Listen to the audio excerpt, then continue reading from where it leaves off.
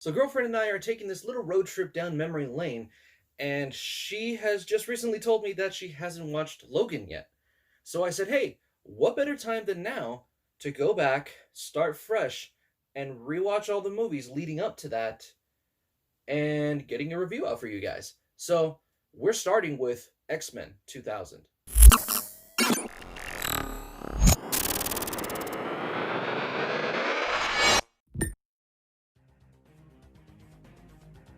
X-Men. So X-Men was the first movie that really started off the Marvel brand into to pave the way for what the Marvel Studios is now. What's really interesting about these movies is that this is where Kevin Feige, the guy who brought the cinematic universe together for Marvel, the whole Marvel Studios thing, started originally with these three movies. His original idea for these movies were to actually have a shared universe.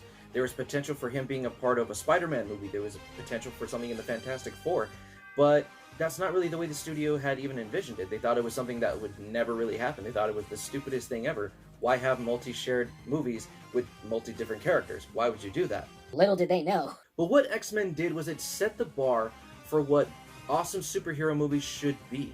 The first one introduces us to Patrick Stewart and to Ian McKellen as the best friend, frenemies, rivalry. Professor X is fighting for human rights and for mutant rights to coexist in a peaceful world, where Magneto comes from a standpoint of mutants are the superior race and should be dominating the planet. This is a constant battle that these two have had from the very beginning of the conception of even their comic books. And I really love how that's portrayed in this movie. Going back and rewatching this is just pure nostalgia all over again. Seeing our first introduction into Cyclops, into Storm, and even into Wolverine and Rogue. Something that a lot of people really don't know about this first X-Men movie is that this is Hugh Jackman's, if not his earliest or his first American movie he's ever done. The guy comes from a long line of stage acting and being on Broadway and musicals and stuff, but this was his first attempt at doing an action movie or comic book movie, and he wound up playing the role for the next 17, 18 years. And he set the bar for what Wolverine should be, because as the movies go on,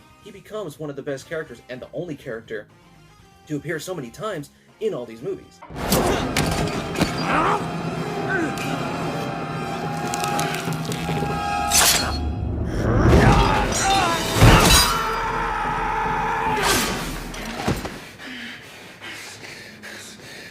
Honestly, if you have the VHS or if you have a DVD, or if it's even streaming on one of the services right now, I'm not really sure, I can't really say. But if you happen to have a chance to sit back and actually go back and watch it, you'll really appreciate how this movie paved the way for all of these other superhero movies to come. Something I really enjoyed about this movie is that at the time, it happened to be at the peak of CGI, which to today's standards is like something you see on like a PlayStation. But despite that, for being a product of the time, I will say that their action scenes were really fun.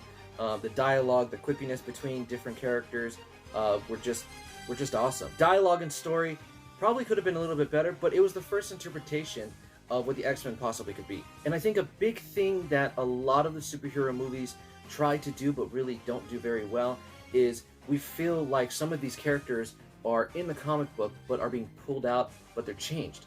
One thing that I feel is very prominent with this movie is that each character feels kind of like you're watching them from the comic books into the movies. When we get into X2, we'll talk more about that. Honestly, I could talk for forever about this first movie, but just to kind of sum it all up with the overall premise and what I think about the movie is that if you have a chance to grab the VHS if you still have it, or if you have a DVD copy of it, go ahead and check it out again. This movie was just really gold to watch all over again, and I'm enjoying going from this movie and kind of moving on to what the very last movie would be. Last movie as in the 20th Century Fox version of the characters. So X-Men, what did you think about it? Did you like it growing up? Did you not like it growing up? Have you even seen it yet? Whatever your answers are, let me know down in the comments below. I would love to talk to you about it. Thank you guys again for watching. I really do appreciate it. Be sure to like, share, subscribe, and hit that notification bell to keep yourself updated on any reviews, any reactions, and unboxings. And also, don't forget to follow on Facebook and on Instagram. Thank you guys for watching, and I'll see you guys in the next review.